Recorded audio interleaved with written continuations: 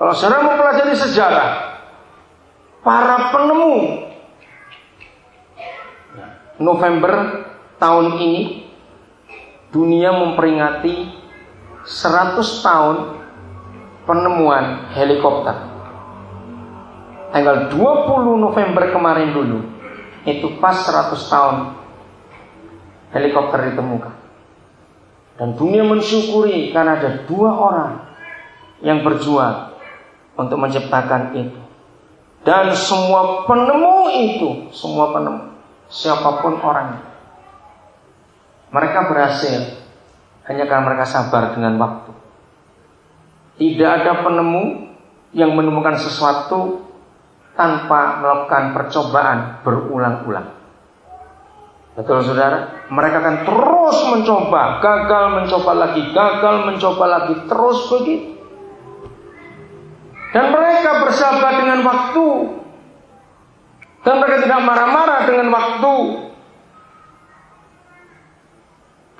Maka siapapun kita,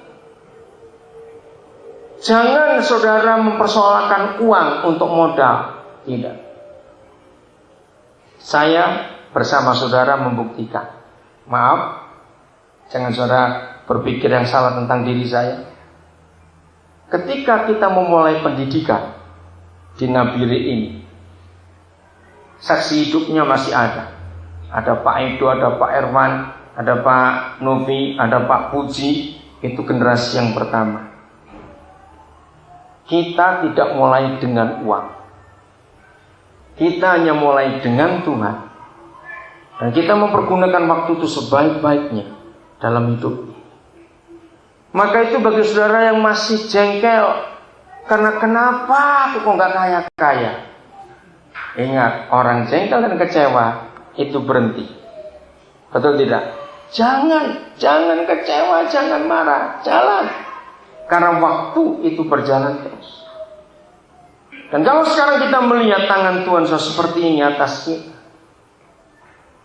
betapa luar biasa. Maka itu saya ulangi lagi bagi saudara-saudara yang masih ngotot, selalu berkata, seandainya aku orang kaya, seandainya aku punya uang. Bukan itu.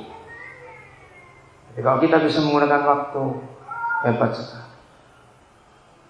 Apa saja kita hidup dalam kebenaran yang Tuhan inginkan atas kita. Jadi renungkan ini baik-baik, supaya kita tidak jadi orang yang gagal. Jadi untuk apa saja, bukan karena modal fisik atau modal materi, tapi untuk semuanya itu karena waktu. Kita buka kitab Yeskiel. Ini cuma contoh. Pasal 32.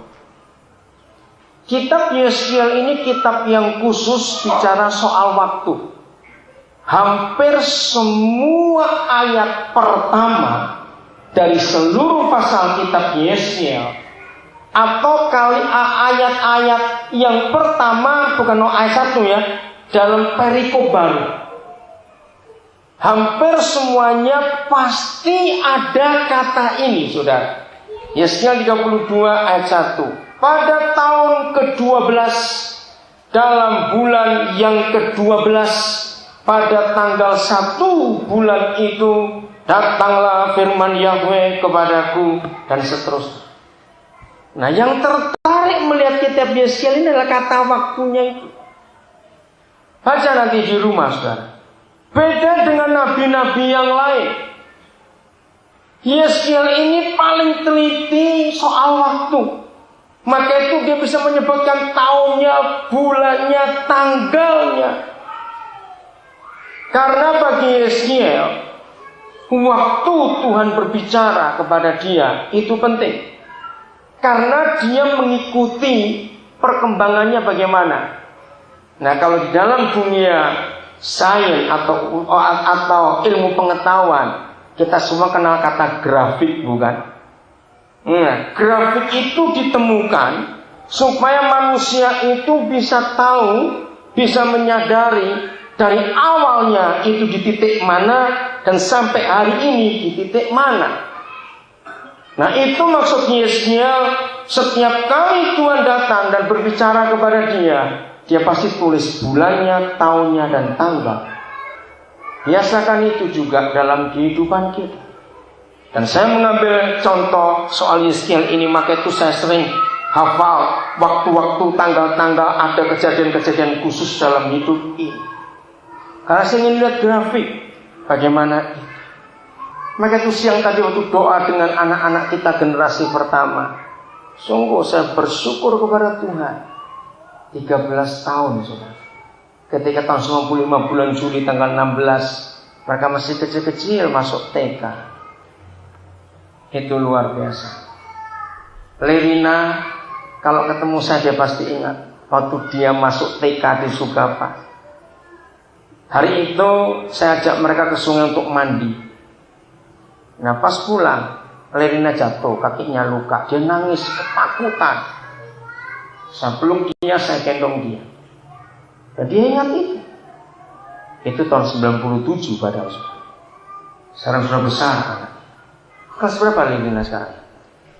Kelas berapa? 1 SMA. 10 tahun yang lalu dia masih TK tahun 97. Sudah SMA kelas 1 sekarang. Waktu yang dia pakai dalam hidup, dia bertumbuh terus seperti itu. Itu sebabnya kalau kita menoleh ke belakang, grafik kita bagaimana sampai tahun ini. Untuk segala hal, untuk iman kita, untuk kesehatan kita, untuk perubahan karakter kita. Kalau kita nggak berubah, jumpa Tuhan tahun 86 pelit, sampai 2007 masih pelit terlalu. Jumpa Tuhan tahun 74 pemarah, sampai 2007 masih pemarah juga. Berarti nggak berubah. Jumpa Tuhan tahun 69 orang egois, ternyata tahun 2007 tambah egois, celaka sekali. Berarti nggak ada perubahan.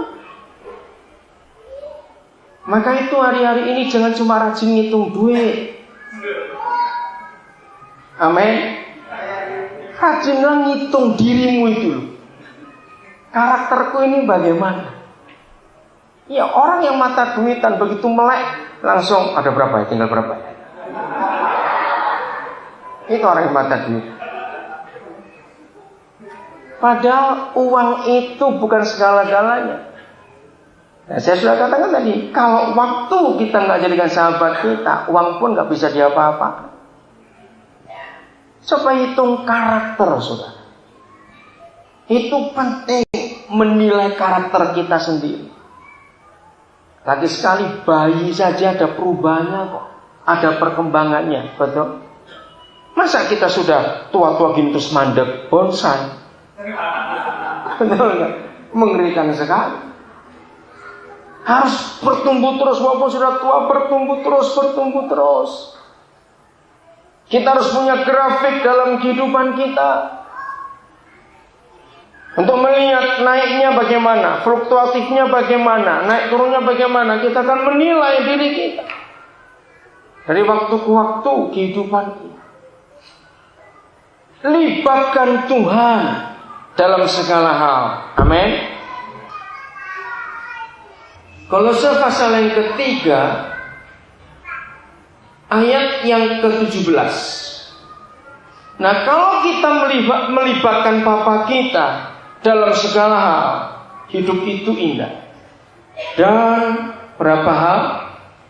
Segala sesuatu yang kita apakan. Ayo, baca kitab saudara yang kita apakan. Lakukan dengan apa? Perkataan atau apa? Perbuatan. Lalu perintahnya suruh apa? Lakukanlah. Berapa hal? Semuanya itu dalam nama Yesus Tuhan kita, sambil mengucap syukur. Nah, antara marah dengan kecewa, dengarkan, antara marah dengan kecewa. Jadi kalau ada orang hampir marah tidak jadi marah, Tapi lanjut mau kecewa, tidak jadi kecewa. Tengah-tengahnya itu pasti ngomel. Lihat aja.